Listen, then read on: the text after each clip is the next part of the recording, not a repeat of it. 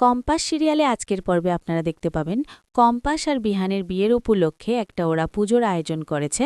আর তখন সেখানে ওদেরকে ডাকা হয় আর ওরা তখন সেখানে এসে বসে। আর তখন বসে একে অপরের দিকে তাকায় আর এদিকে সবাই ওখানে দাঁড়িয়ে থাকে। মুক্তি আর মাহিও একে অপরের দিকে তাকিয়ে থাকে আর বলে, দেখ ওদেরকে নিয়ে কত আদিক্ষেতা যাচ্ছে। আর তখন ঠাকুরমশাই বলে, এবার তোমরা পুজোর মন্ত্র তোমাদেরকে বলতে তোমরা বলো। তখন বলো যে তোমরা সারা জীবন একে অপরের পাশে থাকবে। তখন ওরাও বলে একে অপরের পাশে থাকবে। আর ঠাকুরমশাই তখন বলে যে তোমরা দুজন দুজনের হাতে হাত রাখো। তখন ওরা কেউই দুজন দুজনের হাতে হাত রাখে না। তখন মেঘামালাই বলে, কি হলো কম্পাস, হাত রাখো। তখন এদিকে রশ্মিকাও বলে, কি হলো শরদ্দা ভাইয়া, হাত রাখ। তার বলে তখন হাত না রাখলে সেখান থেকে ঋতুজা উঠে আসে আর তখন বিহান আর কম্পাসের হাত নিয়ে ওদের দুজনের একে অপরে হাত রাখতে বলে। আর অন্যদিকে মোনালিসা দাঁড়িয়ে দাঁড়িয়ে সবকিছু দেখছে। আর তখন মুক্তি ওকে হাতের ইশারা করে আর ও বলে যে আগুনটা লাগিয়ে দিতে। তখন ওদেরকে আবারও একটা মন্ত্র জপ করতে বলে। তখন ওরা সেই মন্ত্রটা আবারও জপ করতে থাকে। এদিকে মোনালিসা আগুন ধরানোর জন্য সেই পর্দাতেও পেট্রোল লাগাচ্ছে, যেখানে বিহানের ছবি আছে ঠিক সেই জায়গাতে। আর তখন পেট্রোল ঢালা হয়ে গেল, অমনি দেশলাই কাঠে চালায়। আর তখন পর্দাতে দেশলাই কাঠিটা ছুঁড়ে ফেলে দিলেই আগুন লাগিয়ে যায়। এদিকে মুক্তির নিচে দাঁড়িয়ে দাঁড়িয়ে মিষ্টি মিষ্টি হাসতে থাকে। আর এদের পুজো শেষ হয়ে গেলে তখন বলে যে কি ঠাকুরমশাই, যে তোমরা চর্মামূর্ত এবার তোমরা পান করো। তখন সেখানে বিহান কম্পাস দুজনেই সেটাকে খেয়ে নেয়। আর ঠিক তখনই ঋতু বলে, কি যেন একটা গন্ধ পাচ্ছি, কিছু একটা পোড়া পোড়া, ছোট দুইকে কিছু গ্যাসে বসিয়ে দিস। তখন বলে, না তো দিদিভাই, কিছু তো গ্যাসে বসায়নি। তখন এদিক ওদিক তাকাতে গিয়ে দেখে ঋতুজা যে ওপরে একটা আগুন লেগে গেছে। আর তখন ঋতুজা চিৎকার করে ওঠে, আগুন আগুন আগুন করে। আর তখন বাড়ির সবাই হতভম্ব হয়ে যায়। ঠিক ওখানেই বিহানের ছবিটা দেখতে পায় কম্পাস। আর তখন কম্পাস ভাবে কিছু একটা করতে হবে। তখন কম্পাস সেখান থেকে ছুটে চলে যায়। আর যেতে গেলে ওখানে অক্ষলেশের সঙ্গে ধাক্কা খায়। এদিকে বিহান আর বাবুলাল ওদের বাড়ির সবাই জল ওপরে চায় আর ওই পর্দাতে বারবার করে জল ছেটায়, তবুও আগুন নেভায় না। ঠিক তখনই কম্পাস একটা স্প্রে নিয়ে ওর ঘর থেকে, আর সেটা স্প্রে করলে জলটা নিভে যায়, আগুনটা নিভে যায়। আর তখন যে ছবিটা নিচে পড়ে যাবে সে অমনি ছবিটাও হাত দিয়ে ধরে ফেলে। এদিকে ঋতুজারা নিচ থেকে সবকিছু দেখতে পায় আর ওদিকে হাসতে থাকে। অন্যদিকে দেখা যায় যে মোনালিসা বাড়ি চলে যায়। আর সেখানে তাড়াহুড়া করে গিয়ে এক গ্লাস জল খায় আর বলে, ওদিকে ঠিকমতো আগুনটা নিবাতে পেরেছে তো?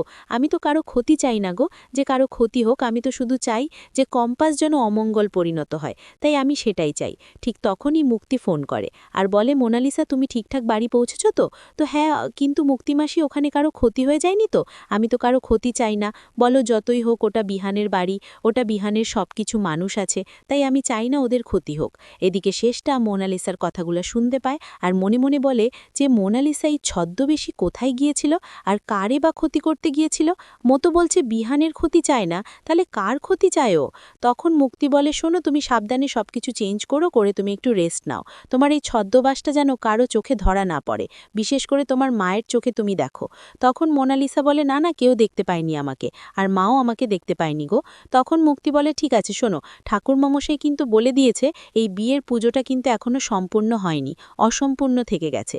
তখন মোনালিসা বলে, সত্যি বলছো তুমি? হ্যাঁ, একদম সত্যি কথা বলছি। অন্যদিকে দেখা যায় কম্পাস ঘরে বসে একা একা কান্না করে। আর তখন মেঘামালায় বলে, কম্পাস কেন কান্না করছিস? সবকিছু ঠিক হয়ে গেছে তো, আগুন নিভে গেছে, বারবার কেন কান্না করছিস? তখন বলে, দিদিভাই তুমি একবার ভাবো, যদি আগুনটা না নিভতো তাহলে বাড়ি শুদ্ধ সবাই তো পুড়ে যেত, তুমি বলো। আর তার থেকে বেশি ছবিটাও তো পুড়ে যাচ্ছিল। ঠিক তখন সেখানে বিহান আসে আর এসে বলে, বৌদি ওকে জিজ্ঞেস করো ওর কোথাও হাত টাত পড়ে গেছে কিনা। তখন মেঘামালায় বলে, না রে বাবা, হাত মা কিছু পড়েনি, একটু ছ্যাঁকা চেয়েছি। তখন বলে, আচ্ছা তোমার পাকা মনু করার কি দরকার ছিল? তুমি কি পারতে না ওই ছবিটা না ধরতেও ছবিটা তো দিতে গিয়েছিল? তখন বলে, ওই ছবিটা পড়ে গেলে মায়ের কতটা কষ্ট হতো, আর তার থেকে বেশি আমারও তো কষ্ট হতো। অন্যদিকে দেখা যায় যে রশ্মিতা আর মাহি পায়চারি করছে আর টেনশন করছে, আগুন লেগে গেছিল বাড়িতে বলে। আর ঠিক তখনই মোনালিসা বিহানের মোবাইলে ফোন করে। তখন সেখানে বিহান না থাকায় মাহি ফোনটা ধরায়, বলে, মোনালিসা দি তোমার সঙ্গে পরে কথা বলছি, আমাদের বাড়িতে একটা বিশাল বড় কাণ্ড ঘটে গেছে। তখন মোনালিসা বলে, কি কাণ্ড হয়েছে? তো আমাদের বাড়িতে আগুন লেগে গেছিল গো, তুমি ভাবলে যদি আগুনে লেগে সবাই পড়ে যেতাম তাহলে কি হতো? ভাগ্যিস কম্পাস ছিল, ও বুদ্ধি করে একটা স্প্রে ছিটিয়েছিল, আর সেটার দ্বারা দিয়ে কিন্তু আগুনটা নিভানো হয়েছিল। আমি ভাবলে কিন্তু হাত পা আমার এখনও ঠান্ডা হচ্ছে। মনে হয় বিহানের শরদ্দা ভাই মনে হয় কম্পাসের ঘরেই গিয়েছে কম্পাসের সাথে দেখা করতে। তখন এদিকে মোনালিসা বলে, ওদের জীবনে আমি আগুন লাগাতে গিয়ে ওদেরকে আমি কাছাকাছি এনে দিলাম না তো, ওদের দূরত্বটা আমি মিটিয়ে দিলাম না তো, এইসব ভাবে। অন্যদিকে বলে আবারও, বিহান শোনো কম্পাস, এখন সবকিছু ঠিক হয়ে গেছে, তুমি একটু রেস্ট নাও। তখন কম্পাস বুক ফুপিয়ে ফুপিয়ে কান্না করতে থাকে। তখন বিহান বলে, দেখো বৌদি কিভাবে কান্না করছে। তখন কম্পাসকে বলে, কম্পাস তোমার কি কষ্ট হয়েছে, নিঃশ্বাসে প্রবলেম, আমি ডক্টর ডাকবো? ঠিক তখনই কম্পাস বিহানকে জড়িয়ে ধরে। আর এদিকে মেঘামালায় ওখানে দাঁড়িয়ে থাকলে ও মিষ্টি মিষ্টি হাসতে থাকে। তখন কিছুক্ষণ পর কম্পাস বুঝতে পারে যে ও বিহানকে জড়িয়ে ধরেছে। তখন ওখান থেকে ছেড়ে দেয় আর বলে, কি হয়েছে কম্পাস? তখন বলে, ওটাতে তো সাধারণ আগুন লাগেনি, ওখানে মনে হচ্ছে কেউ আগুন লাগিয়ে দিয়েছে। আপনি দেখুন ওখানে এখনো পর্দাটা কিন্তু ভেজা আছে। অন্যদিকে মুক্তি যায়, আর মাহি আর রশ্মিকা ওখানে কান্না করলে মুক্তি সেখানে যায় আর বলে, আরে বাবা, কান্না করার কি আছে, ঠাকুর তো বুঝিয়ে দিয়েছে যে বিহান আর কম্পাস যাতে একসঙ্গে না থাকতে পারে, সেটার কারণে হয়তো এরকম কিছু ঘটেছে। এটা বলে ঠিক তখনই ওদের বাড়ির সিকিউরিটি আসে আর বলে, দিদিমণি একটা কথা তো, কি আমি দেখলাম এক্ষুনি সিসিটিভি ক্যামেরায় কেউ একটা মহিলা ছদ্মবেশী নিয়ে এই বাড়িতে ঢুকেছিল, আর ঢোকার পরে আবার কিছুক্ষণ পরে বাড়ি থেকে বেরিয়ে গেছে। তখন সেখানে বিহান কম্পাস সবাই আসে আর বলে, কি বলছেন আপনি, ছদ্মবেশী নিয়ে ঢুকেছিল? তো হ্যাঁ, তা দেখি সিসিটিভি ক্যামেরাটা। তখন ওরা দেখে, তো হ্যাঁ সত্যি ছদ্মবেশী নিয়ে ঢুকেছিল। তখন সবাই এক এক করে সেখানে দেখতে থাকেন আর বলে, তাহলে ভাবো যে নিশ্চয়ই কোনো চোর টোর এসছিল। এ বলে মুক্তি। তখন বিহান বলে, না, চোর তো আসেনি, এ যে এসছিল সে নিশ্চয়ই কোনো খারাপ উদ্দেশ্য নিয়ে এসছিল, আমি জানি ওটা ইচ্ছে করে আগুনটা লাগিয়েছে। তখন কম্পাস বলে, হ্যাঁ আমারও মনে হচ্ছে ইচ্ছে করে লাগিয়েছে, ওটাতে কোনো এমন একটা জিনিস দিয়েছে যাতে কোনো গন্ধ না ছাড়ে। তাই দেখি আরেকবার আমি ভালো করে সিসিটিভি ক্যামেরাটা, বলে আবার ভিডিওটা দেখে। আর কম্পাস মনে মনে বলে, আমি যাকে সন্দেহ করছি সে না তো, আমার মন বলছে এটা মোনালিসারই হতে হবে। অন্যদিকে মোনালিসা ঘুমালে সেখানে ওর মা চুপে চুপে যায় আর গিয়ে সেই শাড়িটা খুঁজতে থাকে। সারাটা পেলেও বলে, এই শাড়িটা পরে ছদ্মবেশ নিয়ে কোথায় গিয়েছিল। ঠিক তখনই অভিজ্ঞান দত্ত ঘরে আসে আর বাল্বটা জ্বালায় আর হাততালি দেয় আর বলে, বাহ, নিজের মেয়ের ঘরে গোয়েন্দাগিরি করতে এসছো, একটু লজ্জা করছে না গো তোমার? তখন মোনালিসা ঘুম থেকে উঠে পড়লে বলে, দাদু তুমি এই ঘরে, আর মা বা এই ঘরে কি করছে? তখন মোনালিসা ওর মায়ের হাতে শাড়িটা দেখলে ও ঘাট থেকে নেমে গিয়ে শাড়িটা কেড়ে নেয় আর বলে, মা তুমি এই শাড়িটা নিয়ে কি করছো, এই শাড়িটা দাও। এই বলে তখন অভিজ্ঞান দত্ত বলে, আচ্ছা তুমি এখানে কি করছো? আমি দেখলাম তুমি চুপি চুপি এই ঘরে পা টিপে টিপে আসছিলে, আমি তো সেই ভেবে তোমার কাছে আসলাম। তখন ওখানে শেষটা বলে, শুনুন বাবা, আপনি আমাকে প্রশ্ন না করে আপনার নাতনিকে জিজ্ঞাসা করুন, এই আটপুরে শাড়ি পরে ও ছদ্মবেশ নিয়ে কার কোথায় ক্ষতি করে আসলো, ও ক্রিমিনালে পরিণত হয়ে যাচ্ছে, কিন্তু ওর কিন্তু বিশাল বড় ক্ষতি হবে।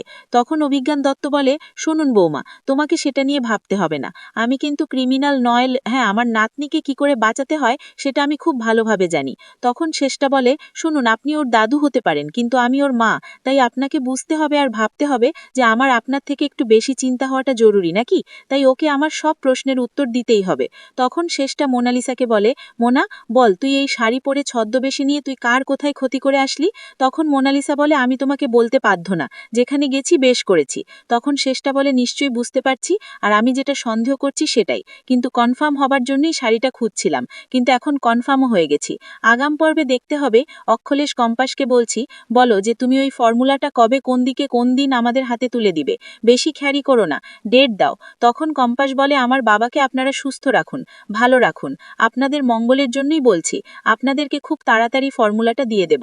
তখন বলে, কি বারে দিবা বলো? তখন কম্পাস বলে, সোমবারে দিয়ে দেব, আপনারা আমার বাবাকে নিয়ে চলে আসবেন সেখানে। তো আজকের পর্বটা কেমন হয়েছে?